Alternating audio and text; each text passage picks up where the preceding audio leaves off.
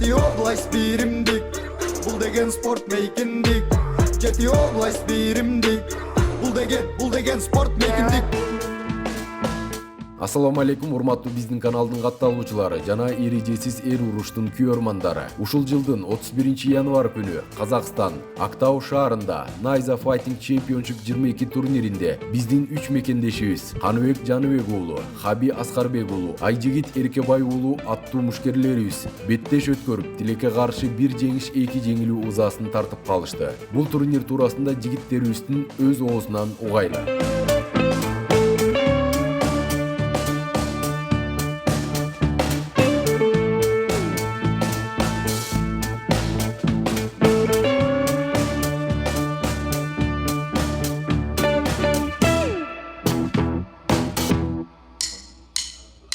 Жети область биримдик, бул деген спорт мейкиндик.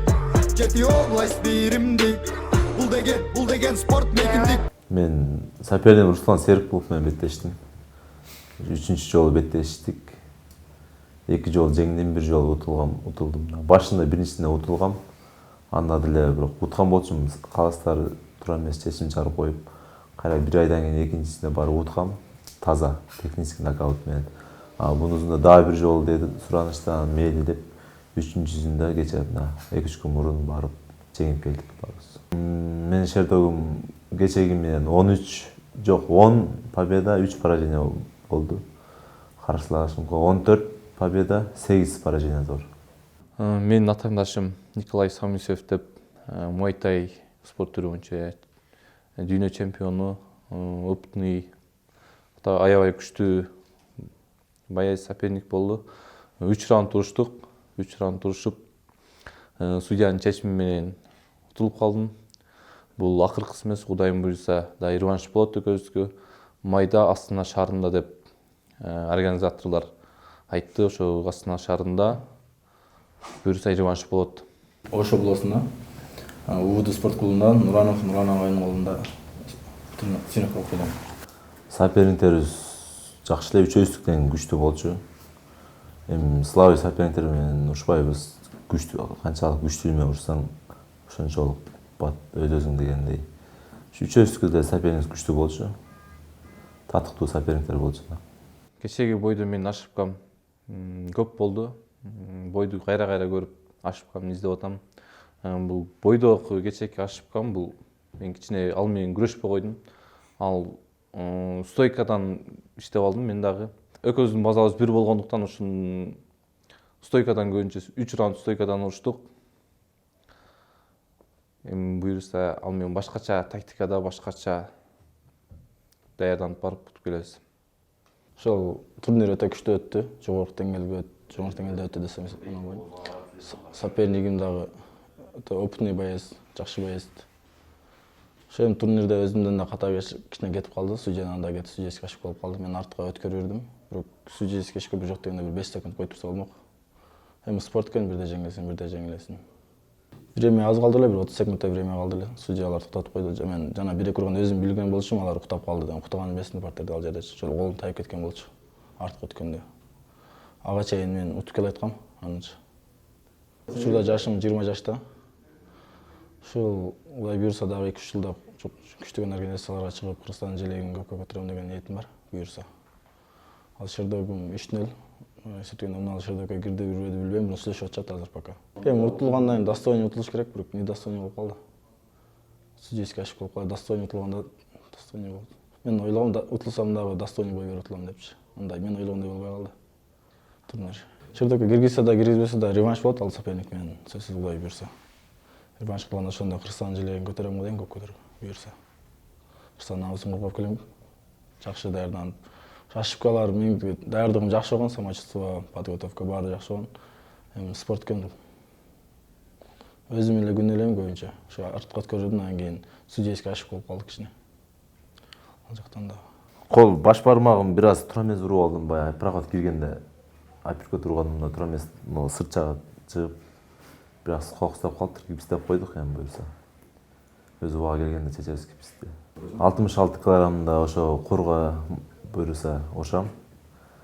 Ошо мартта деп айтышты. Марттын аягында Ошо 66 куруна ошоң Кудайым буюрса жакшы даярданып, сбор кылып барып Кыргызстанга алып кетели, Кудай буюрса. Бул бой январда бир ай даярдандым. Бирок жакшы даярдык болбой калды. Жумуштарга байланыштуу жакшы даярдык болбой калгандыктан ушул результат ушундай болуп калды. Бизде Мен каршылашым салмагы 1 килограмм 500 грамм ашык болуп калды. Агайым экөөсү макул болуп, желтый карточка менен чыгып, же гонорарыңан бир 30%, 40% менен бер дедик. Анан ал мен желтый карточка жок эле гонорарымдан берейин деп, гонорарын кыскартып, желтый карточка жок чыкты да. мисалга биздин ошол жердеги башка Өзбекстан, Тажикстан, Азербайжандан келди, Түркиядан келди. Ошолорго салыштырмалуу биздин файткарттагы рейтингибиз акыркы бойдо болду. Ошолорго караганда биздин рейтингибиз чоң экен. Үчөөбүзгө катар болгондуктан кичине бир аз жетишпей калдык. Актилек агабыз да кичине жетишпей калды. Мен биринчи бой болгондуктан булар бойго настрой коюп, бойго даярдангандыктан өзү алып чыгып кичине жетишпей калды. Ушундай катарынан болуп калып, бирок жакшы. Мындан мурунда биз барганда ар бир балага бирден барды эле секундат болупчу. Анда да экөө барганбыз ошондо. Бирден секундат болуп бар да. Бунусунда эмнеге андай кылып койду билбейм. Үчөөбүзгө бир эле адам. Бул боюнча мен да сурадым.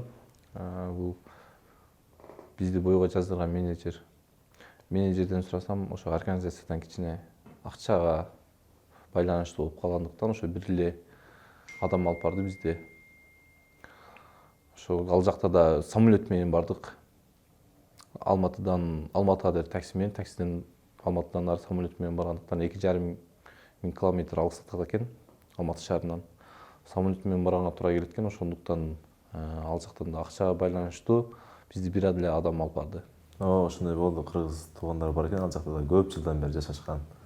Үй бүлө бүт баары ошол жакта экен. Аябай көбөйүшүп калыптыр өздөрү. Бойдон кийин келип, биз кыргызбыз деп келип учурашып, Кыргызстан алга деп кыйкырып атты. Ошондо да кичине дух пайда болуп, бойдон кийин бизди алып барып, сыйлап, кайра эртең менен биз кечине гостиницага таштап, кайра эртең менен эрте алып кетишти. Барып ошол жакта шаарды айландырып, үйүнө алып барышты. Ата-энесин үй бүлөсүнө алып барып, тааныштырып, кыргыздар экен деп, батасын берип, подаркаларын берип, аябай сый көрүп келдик. Мисалга мен бойдон утулуп чыккандан кийин ошол жерде кыргыз бизден чоң экен. Бизден чоң кыргыз агабыз келип, мен кыргызмын, эч нерсе болбойт деп жакшы сөздөрүн айткандан кийин баягы утулганыңды унутуп калат экенсиң. Ошол жерде келип колдоп, жаныңда жүрсөчү башкача болот экенсиң. Ошолорго рахмат, жакшы сыйын көргөздү, сыйлады, үйүнө чакырды, Актау шаарын көргөздү. 2 күн убактысын биз менен өткөздү да.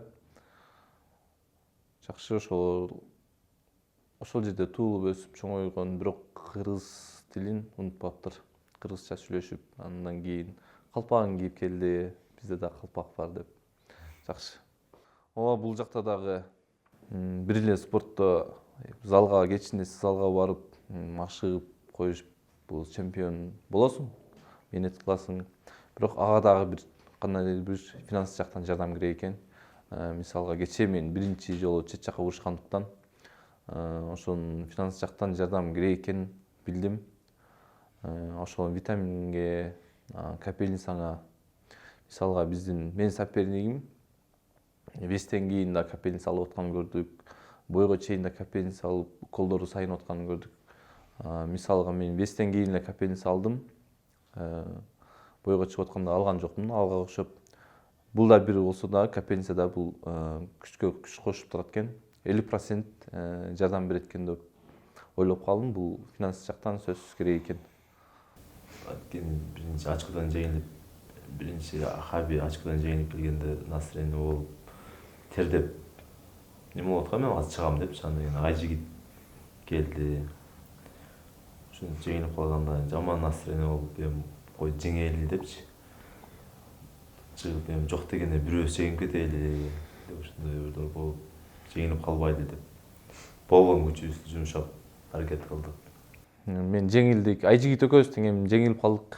Калды чыгып атканда башкача болот экенсиң. Жок дегенде ушул кыргыздардан ушул жеңип кетсин деп ошол жерден бул жакта калды чыгып атканда башкача болуп аттык. Жеңсин деп. Ошо калды жеңгенден кийин эми утулганыңды деле унутуп каласың. Калдын сүйүнчүн мененчи. Биз да жеңгендей эле болдук. Азыр дүйнөдөгү белгилүү уюмдарда урушуп жүргөн мушкерлерге дагы да керек тажрыйба. Бизге да бул ошолордун үрөйүнө жетиш үчүн биз да көптөгөн мээнеттик, көптөгөн эмгек кылышыбыз керек, тер төгүшүбүз керек. Ошо мен эмне дейт элем, эми ушу бойго даярдаган мен агаларыма, биринчиден Актилек Жумабек уулу тренериме, ошондой эле алгыр залына, жигит залына баарыңыздарга чоң рахмат. Мен жанымда жүргөн дос балдарыма, агаларыма спарринг партнер болуп, залда чогуу жүрүп, чогуу тактика түзүп, бул мен мындай кыл, тигиндей кыл деп. Ошо баарыңыздарга чоң рахмат. Ошондой эле мага жардам берип жүргөн, витамин жагынан жардам берип жүргөн агаларыма чоң рахмат. Өздөрү аттарын айтып бере коеюн, эми өздөрү билет. Ошо баарыңыздарга чоң рахмат. Ушу менен токтоп калмай жок, только алдыга буйрса. Менин биринчиден ыраазычылыгым бул өзүмдүн командам, клубум Лига спорт клубуна чоң рахмат. Агаларым ошол жерде жардам берип жүргөн. Аманбай Шол агабызга спорт клубун алып жүрөт, Лига клубун. Досторума бардыгына рахмат чоң. Ошондой эле ушул бойго жаздырган Куба агабызга, менеджер агабызга рахмат чоң.